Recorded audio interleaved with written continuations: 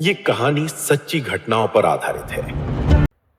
दोस्तों, मौजूदा बॉलीवुड अदाकारों में से मनोज बाजपेयी एक ऐसे अदाकार हैं जिसकी फ़िल्म का मैं ज़्यादा वेट नहीं कर पाता और कोशिश होती है कि जैसे ही उसकी कोई नई फ़िल्म या नई सीरीज़ रिलीज़ हो तो मैं उसको पहली फुर्सत में देख लूं, क्योंकि मनोज बाजपेयी एक ऐसा अदाकार है और वो अपने करैक्टर को इस तरह से अदा करते हैं कि वो उसमें एक जान भर देते हैं। वो किरदार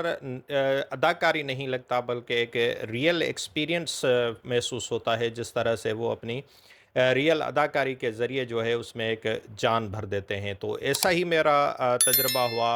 इंस्पेक्टर ज़ेंडे, जिसको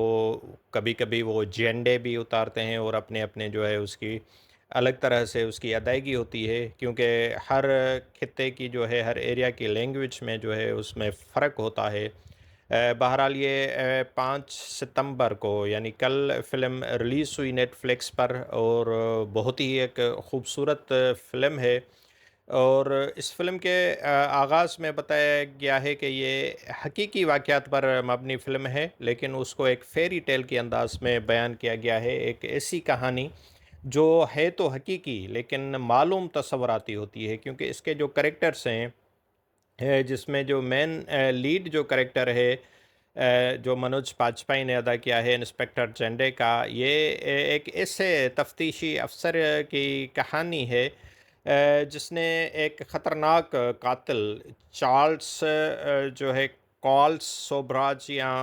उसको चार्ल्स कॉल्स भी कहते हैं, तो उसको पकड़ा हुआ होता है। लेकिन इस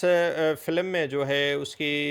हल्का-फुल्का अंदाज़, एक मज़ाहिया टोन और फिर जो जराइम पेशा अफ़राद की जो तफ़्तीश होती है, वो आम बॉलीवुड फ़ार्मूला फ़िल्में जो होती हैं, उसमें सस्पेंस और खामखा का एक जो थ्रिल होता है, उससे हटकर इसको बनाया गया है। तो जब ये ज़ेंडे को पता चलता है कि उसने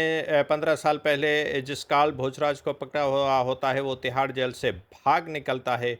तो वो उसे यकीन होता है कि उसको दोबारा पकड़ने की ड्यूटी भी उससे ही दी जाएगी, और होता भी ऐसा है। और फिर वो उसको किस तरह से ढूँढता है अपने साथियों से मिलकर, क्या किस तरह से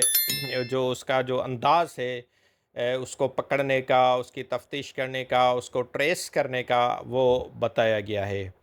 और इसमें जो है जिम शैरब ने बतौर कार्ल भोजराज अदाकारी की है, और वो एक ऐसा वो जो उसके लुक्स हैं, फेस एक्सप्रेशन है, वो ख़ासे इंटरेस्टिंग मालूम होते हैं, क्योंकि उसका जो तारुफ़ करवाया जाता है,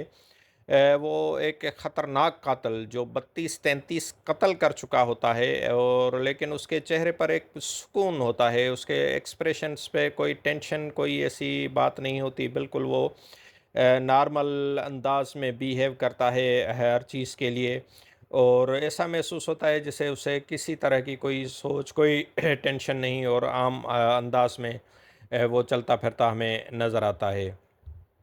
इसके जो मुआविन अदाकार हैं, सपोर्टिंग एक्टर्स, उन्होंने भी अच्छी अदाकारी की है, और हल्की-फुल्की कॉमेडी भी कहीं-कहीं महसूस होती है, थ्रिल भी महसूस होता है, और एक इंटरेस्टिंग कहानी है। क्योंकि मैं कहानी इसलिए नहीं इसको डिस्क्लोज़ कर रहा कि आप इसको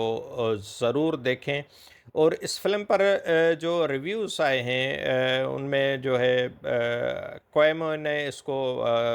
5 में से 4 नंबर दिए हैं, और उसकी जो है बहुत पॉजिटिव रिव्यूज़ हैं। बाकी भी उसके जो है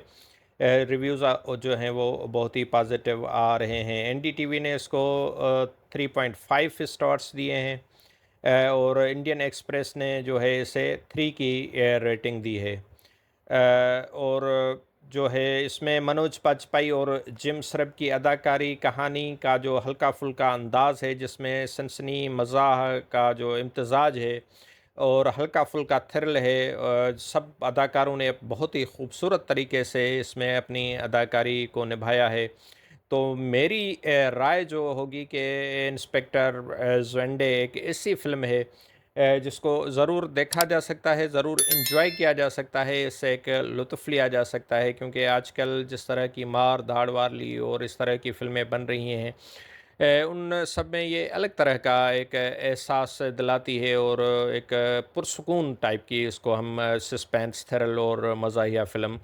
कह सकते हैं। तो इसको ज़रूर देखें, नेटफ्लिक्स पर आ चुकी है, इसको एंजॉय करें और इस पर अपनी राय का इज़हार भी ज़रूर करें। वीडियो देखने के लिए बहुत-बहुत शुक्रिया। उम्मीद है कि ये फ़िल्म का तारुफ़ आपको पसंद आया होगा।